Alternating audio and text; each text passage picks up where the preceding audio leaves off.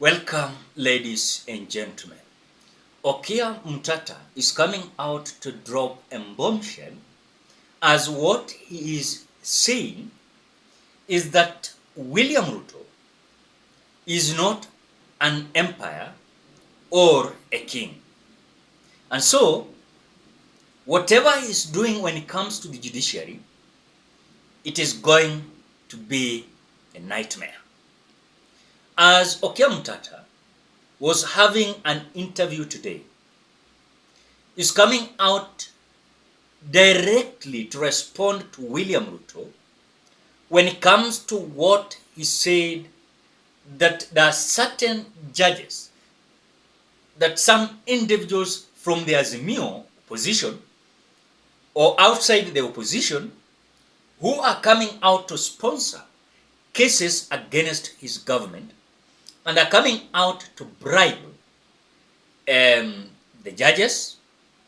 And so, OKIA is coming out so robust, as he is saying that if William Ruto is man enough, and he understands very well that he has the evidence, there are some individuals that are being bribed, judges, let him come out and of course charge, or rather take these judges to court.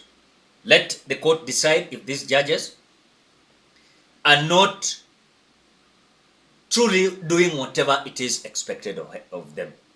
So OMTATA is saying that the issue of bribing judges, if William Ruto will not come out to give evidence, this will be a signal of contemplating with the independence of our judiciary. And so, OKIA has decided he will no longer of course, he will not keep quiet as William Ruto is coming out attack them, because many a times you will hear that OKIA is many times storming the courts, stopping the government projects sometimes.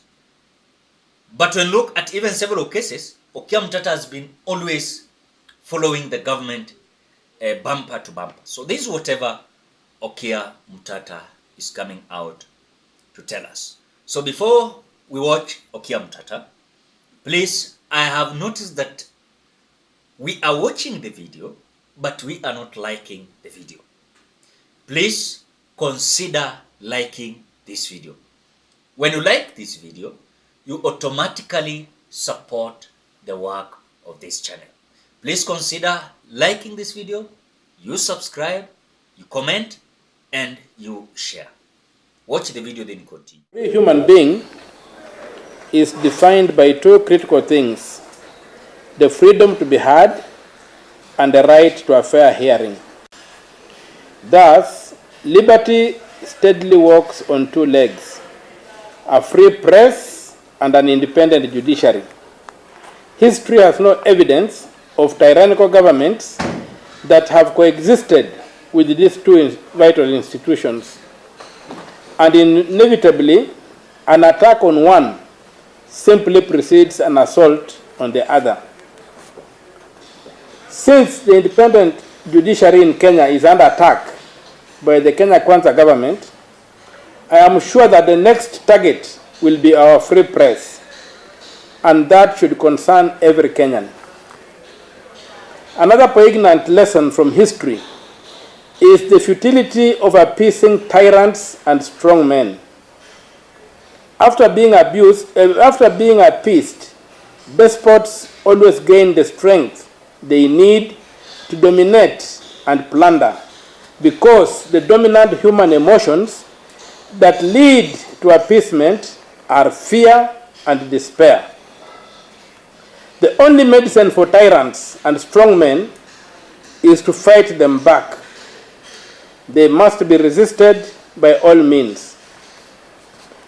I therefore add my voice to those who have come out to strongly condemn His Excellency President William Samoei Ruto's recent, most unfortunate, reckless, unwarranted, ill-informed, misguided, immature, unhinged, unnecessary, barbaric, satanic, and without a doubt, unconstitutional attacks on the judiciary.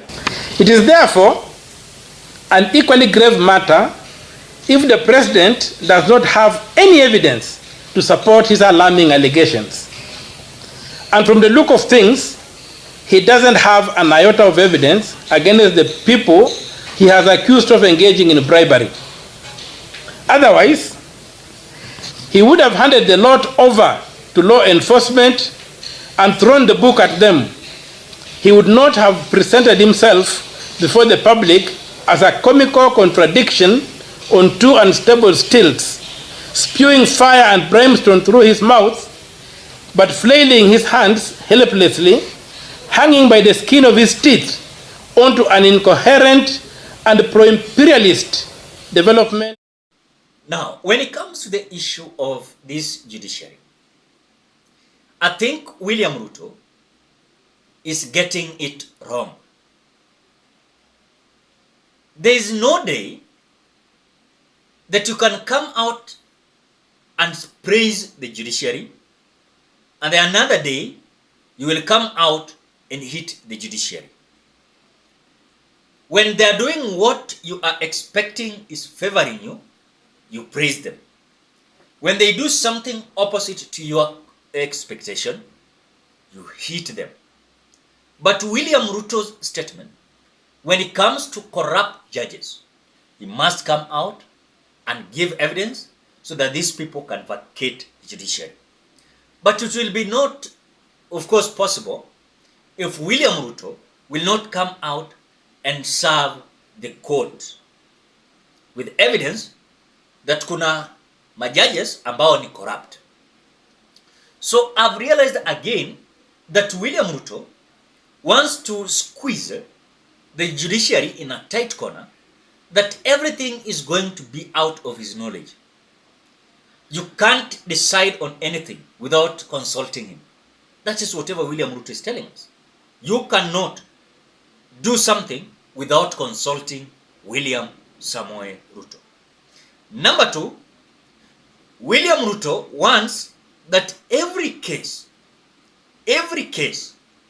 that goes to court and is about his government, these judges should not come out to reconsider those cases.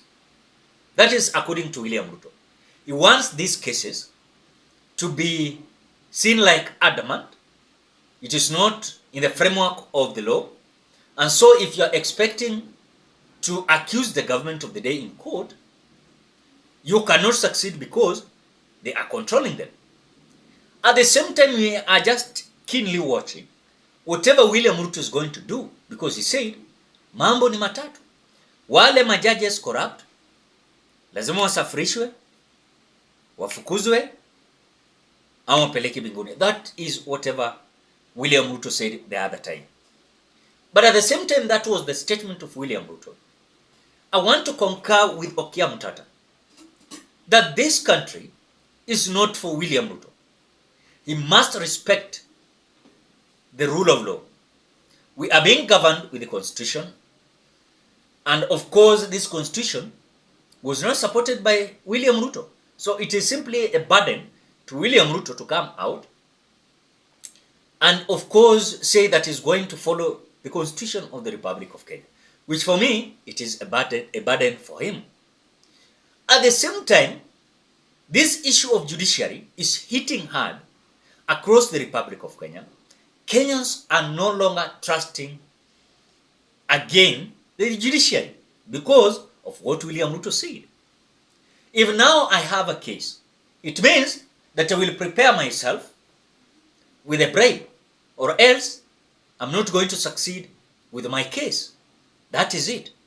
So this Ruto's poisonous judiciary venom must come out to an end, because remember, William Ruto was protected and his win or his victory was protected by this same judiciary. So for you to come out that wewe unataka kuwasafirisha, kuwapeleka jela, na kuwapeleka mbinguni, those three things, then it doesn't mean anything.